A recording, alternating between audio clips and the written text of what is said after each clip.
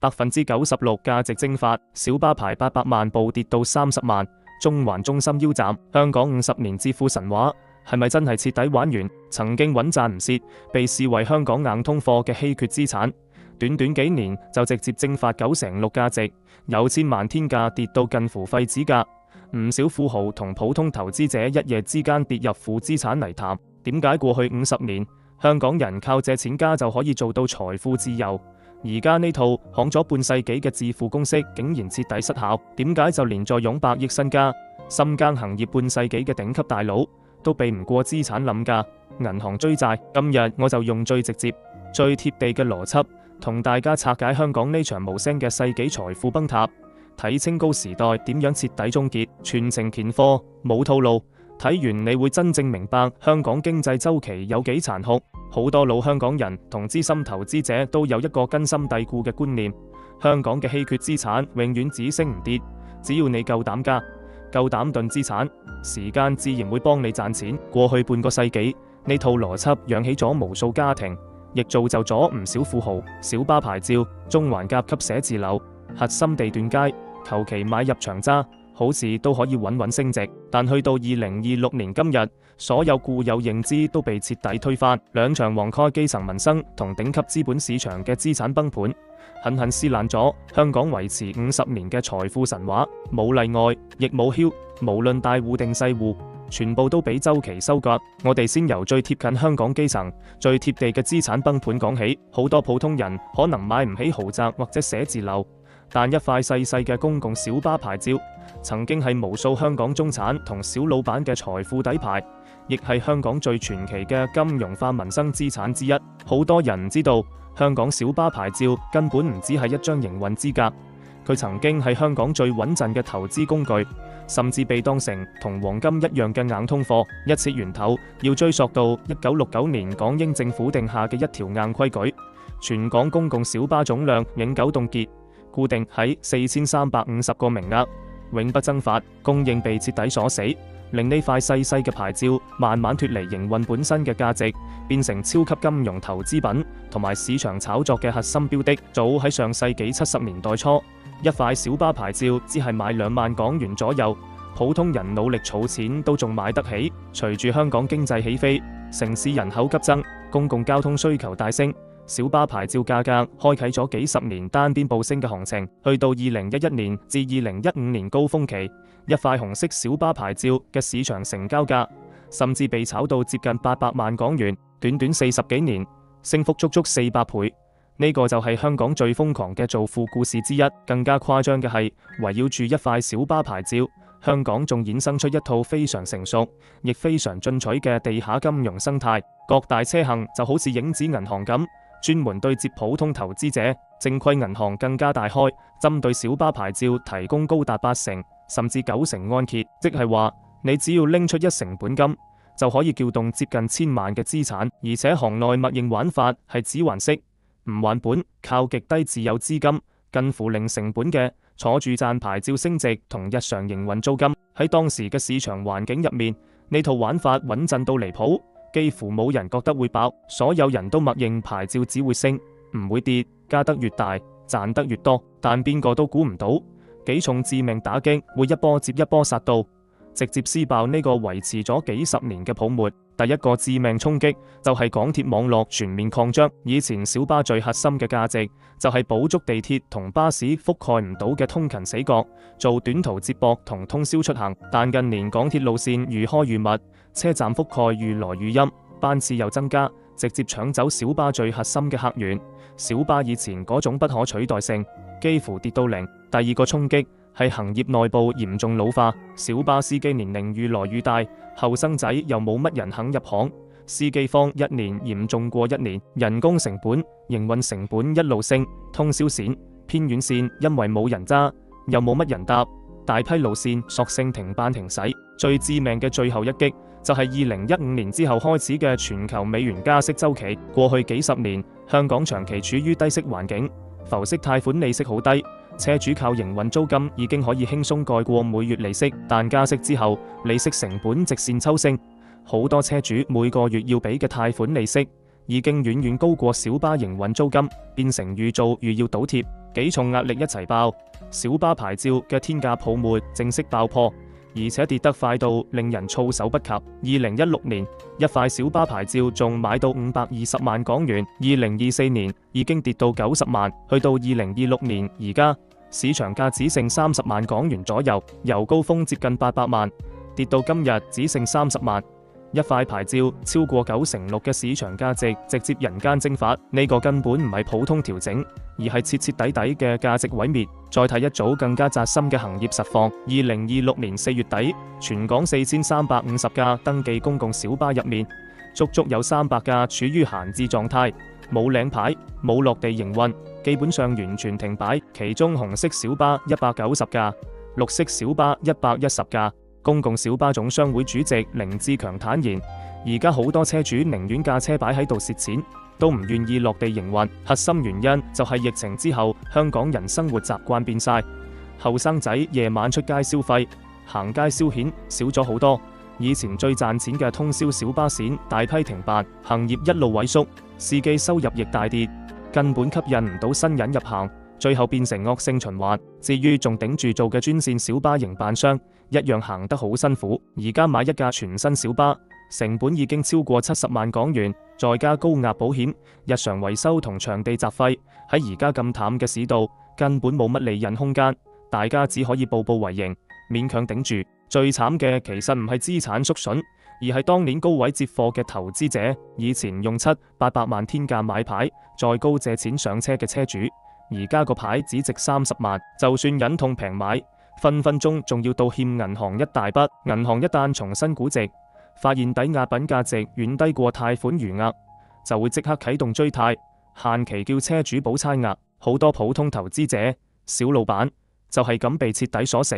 甚至一世孭債。如果話小巴牌照崩盤，打中嘅係香港中產同基層投資者，咁中環中心價格腰斬，就等於直接打爛頂級富豪券同資本市場最後嗰層神話。長期以來，香港資本市場同地產圈都有一條所謂鐵律：中環甲級寫字樓永遠唔會冧，核心商業資產只升唔跌。中環係香港金融核心，全球頂級 CBD， 甲級寫字樓一直被視為最安全、最保值嘅頂級資產，所以唔少富豪都重倉買入，長線持有。2017年10月，呢場頂級資產盛宴去到最巔峰，李嘉誠旗下長實集團以402億港元天價出售中環中心75%權益，創下香港地產史最大單宗物業交易紀錄。當時成棟樓平均尺價高達33000港元，震撼全港。以小巴大王馬亞木為首嘅財團順勢接貨，成為中環中心最大股東。當時成個香港財經界、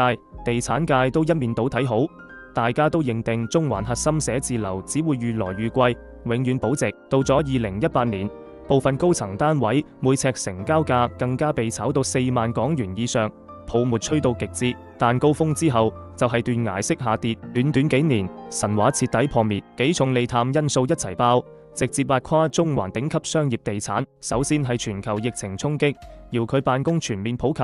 跨國企業同外資機構紛紛縮細香港辦公面積，實體辦公需求大幅收縮。第二，中環迎來史無前例嘅新寫字樓供應潮，大量甲級寫字樓單位湧入市場，供過於求，租金一路跌，空置率一路升。更加致命嘅係中環中心業權非常分散，有多個股東共同持有，冇辦法統一營運、統一定價、統一招商。喺市場向下嗰陣，佢嘅租金表現同資產貶值速度都比其他甲級寫字樓更加慘。我哋直接睇2026年最新成交數據，每一單都係實打實嘅蝕錢同資產縮損。2026年3月27日，中環中心多個樓層合共151934尺樓面，以26.19億港元成交，平均尺價只係17238港元。2026年4月20日，45樓一個4651尺單位，以8837萬港元成交，尺價19000港元。2026年6月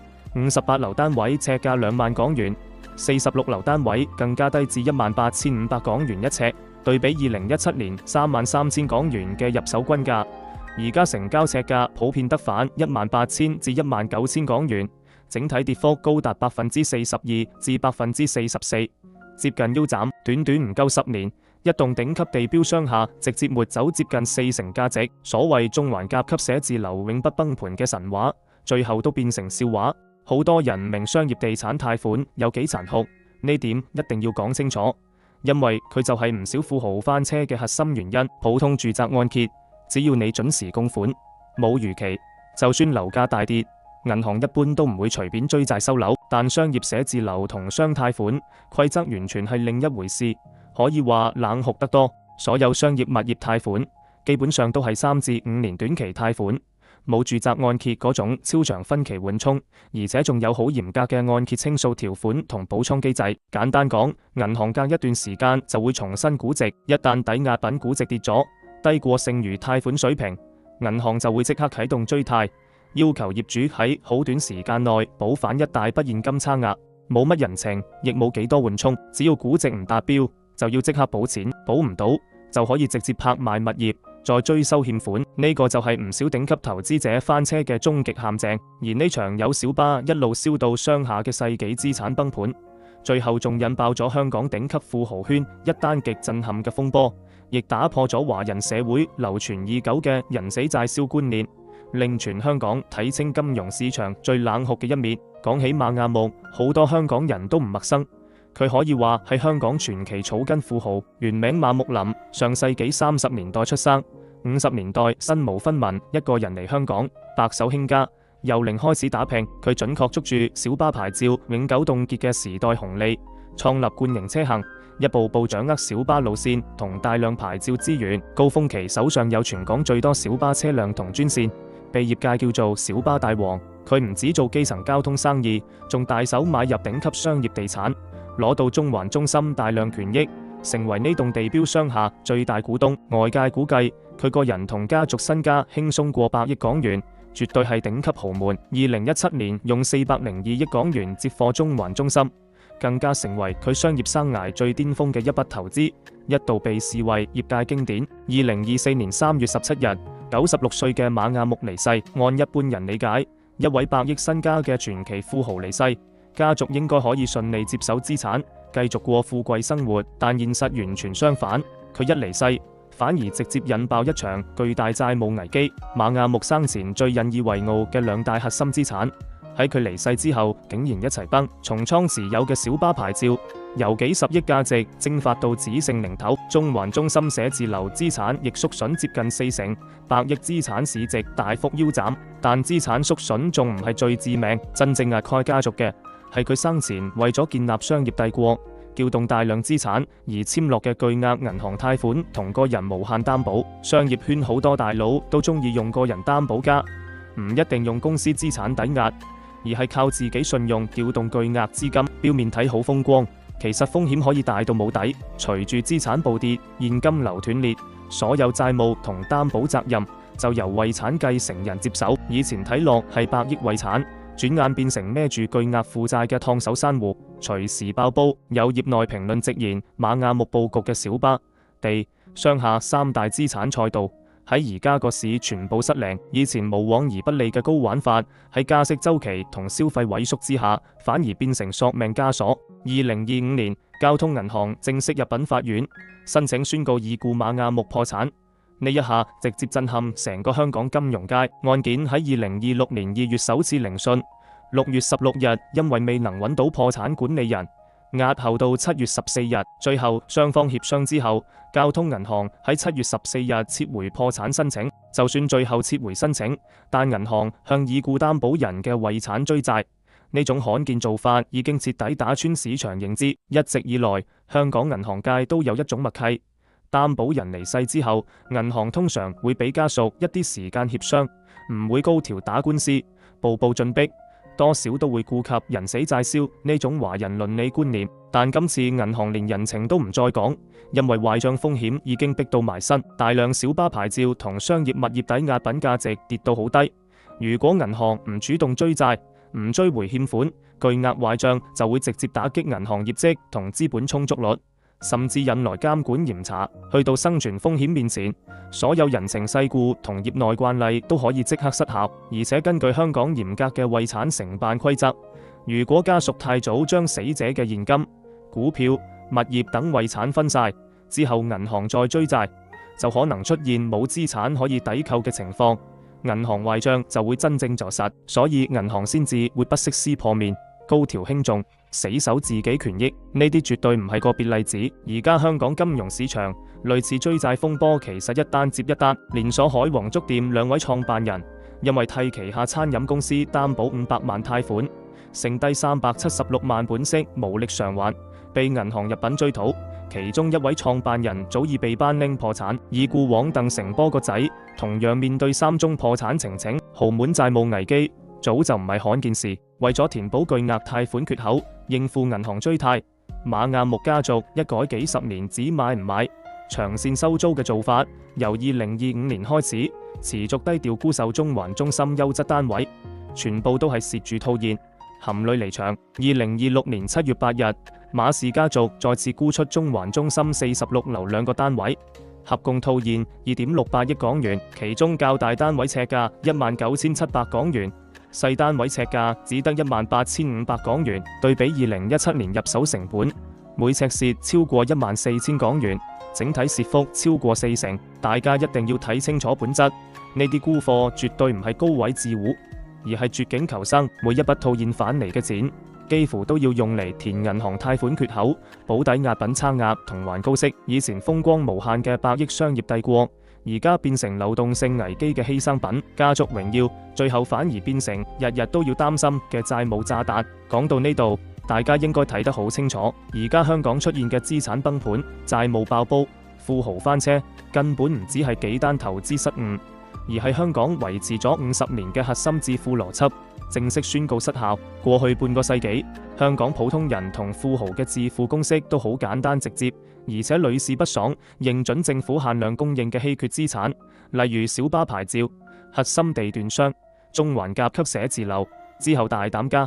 長期持有，靠香港經濟起飛同資產單邊上升，穩穩令財富翻倍。呢套借錢買稀缺，靠做財富嘅模式，養起咗幾代香港人，亦造就咗無數商業傳奇。久而久之，大家都形成一種慣性思維，資產永遠升，永遠穩，週期永遠都係順風。但2020年之後，所有變數開始全面反轉，幾種百年難遇嘅變化一齊出現，直接終結呢套財富神話。地緣環境改變，全球加息週期，遙距辦公普及，